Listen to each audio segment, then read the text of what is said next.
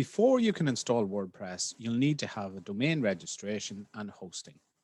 As part of the hosting, you'll be able to log in to cPanel, your control panel, which will allow you to install the software.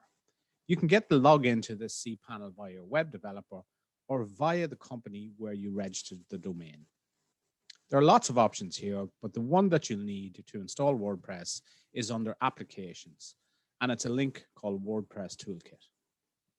When you click on this link, it brings you into the wizard, which allows you to install WordPress onto your website. You click on the Install button, and there are just some options that you'll need to configure here.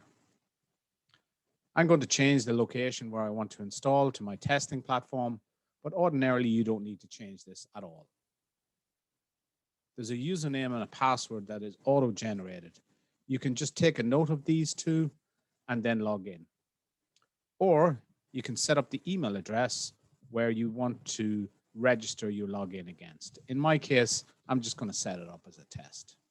You don't need to change any of the database options, and the automatic updates, you can set WordPress to update itself so you don't have to.